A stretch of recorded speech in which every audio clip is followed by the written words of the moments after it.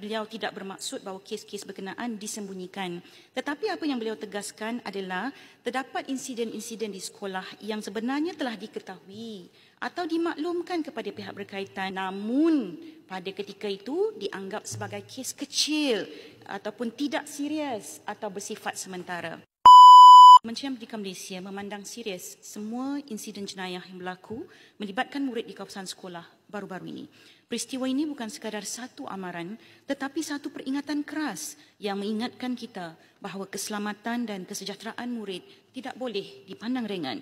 Ia juga terkait dengan krisis kebejatan moral yang mesti diberikan perhatian serius oleh semua pihak.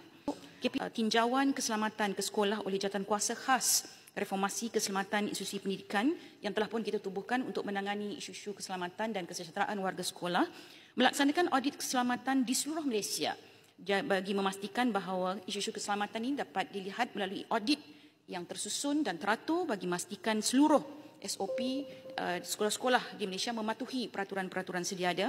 Semakkan semula prosedur operasi standard salah berlaku buli dan seksual.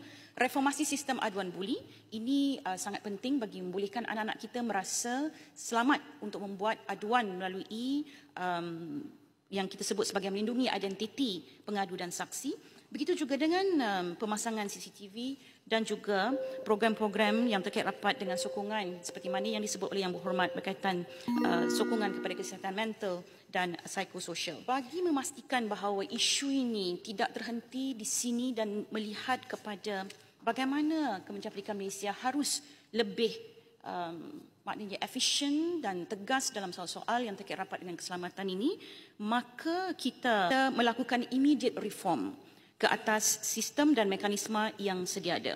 Pemerkasaan sekolah selamat dan program pendidikan yang sedang berjalan dengan usaha merentasi kementerian, terutamanya Kementerian Kesihatan, Kementerian Dalam Negeri, Kementerian Komunikasi, Kementerian Pembangunan Wanita dan Keluarga dan Masyarakat, serta pendekatan seluruh masyarakat melibatkan PIBG, PIBKS, NGO dan kesemua JPN dan PPD dikerah untuk pelaksanaan secara praktikal dan efisien di semua 10,243 sekolah di seluruh Malaysia serta merta. Pemantauan dan penilaian pelaksanaan terhadap semua inisiatif yang dilaksanakan oleh pihak sekolah akan dinilai semula setiap 15 hari.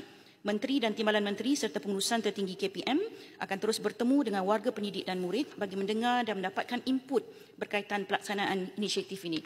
5 fokus utama kerangka sekolah selamat yang termasuk dalam immediate reform ini akan merangkumi kesihatan mental, pendidikan kesihatan reproduktif dan sosial dalam menangani keganasan seksual terhadap kanak-kanak, pencegahan bahan terlarang, child protection policy, teacher care and support dan student voice ataupun suara murid. Kesihatan mental, pengukuhan dan intervensi kesihatan mental akan diberikan keutamaan khususnya pengukuhan ekosistem, sokongan kepada guru bimbingan dan kaunseling dan para murid. Semua program pengukuhan kesihatan mental akan melibatkan Kementerian Kesihatan Malaysia dan rakan strategik dalam bidang kesihatan mental. Antara perkara yang sedang kita lakukan ketika ini termasuk memberikan membuat persiapan berkaitan kurikulum 2027, kurikulum yang baru, yang mana dalam kurikulum ini terdapat satu mata pelajaran yang sangat penting yang menjadi teras kepada semua, iaitu pendidikan karakter. Jadi pendidikan karakter ini akan menjadi tunjang kepada kurikulum baru yang akan bermula 2026 tahun hadapan, manakala yang terkait rapat dengan nilai, akhlak, peribadi, semua sudah pun ada dalam kurikulum kita begitu panjang.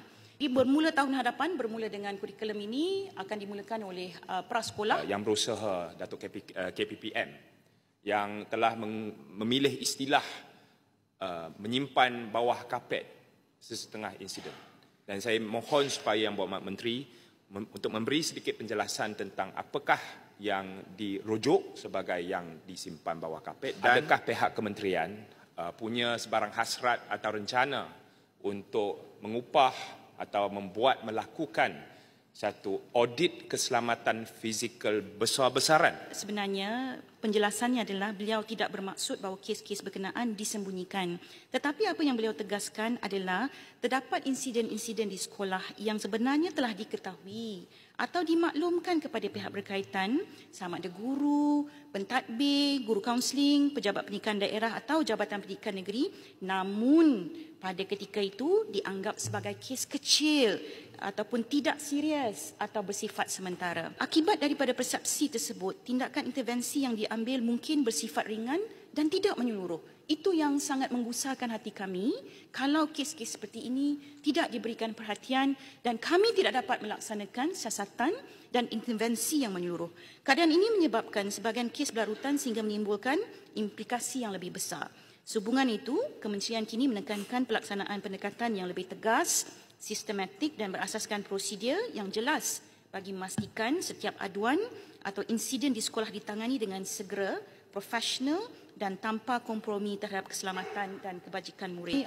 735 buah sekolah telah pun selesai diaudit dan ini akan dilakukan secara berterusan. Adakah pihak kementerian mengambil langkah masa hadapan untuk melibatkan sekretaris yang terlatih dan sebagainya untuk membantu guru-guru dan juga sistem pendidikan kita di sekolah? Tindakan pihak kementerian kepada syarikat pengendali keselamatan ini. Kalau petugas mereka ditangkap dan terbukti melakukan kesalahan, maknanya syarikat pengendali ini, kalau pada saya lah, harus ditamatkan serta-merta. Tadi dalam immediate reform ini, antara perkara dan kerangka yang mesti diberikan tumpuan oleh semua sekolah adalah nombor satu adalah tentang mental health, iaitu kesihatan mental anak-anak. Dan ketika ini yang berhormat, apa yang kita laksanakan dalam kapasiti kita adalah melaksanakan yang kita sebut sebagai saringan minda sihat untuk anak-anak kita yang akan berlangsung setahun 2 kali. Daripada laporan itu, kita lihat ada sebarang tanda-tanda kemurungan, tanda-tanda depresi, tanda-tanda anak-anak ini memerlukan sokongan dan juga intervensi, maka anak ini akan dirujuk kepada pihak yang lebih berautoriti termasuk di peringkat Kementerian Kesihatan. Jadi secara keseluruhannya, pandangan yang berhormat tentang maknanya intervensi sekretari itu telah pun berlangsung, tetapi kali ini dengan immediate reform ini yang berhormat, kita perkukuhkan lagi dengan latihan dan juga program-program termasuk intervensi-intervensi segera. Saya nak sebut intervensi segera ini, ia harus juga didukung oleh ibu bapa yang berhormat. Kerana ibu bapa juga berada dengan anak-anak dalam rumah itu dalam satu rangka masa yang sangat panjang. Kami di sekolah 6 jam dan kami buat intervensi itu untuk tempoh itu dalam sekolah itu dan kita perlukan ibu bapa dokong anak-anak ini untuk dapatkan rawatan yang selanjutnya dan segala pandangan itu sebagai satu penegasan baru dan penting dalam konteks melihat kepada keseluruhan keselamatan dan kesejahteraan warga pendidikan. Terima kasih.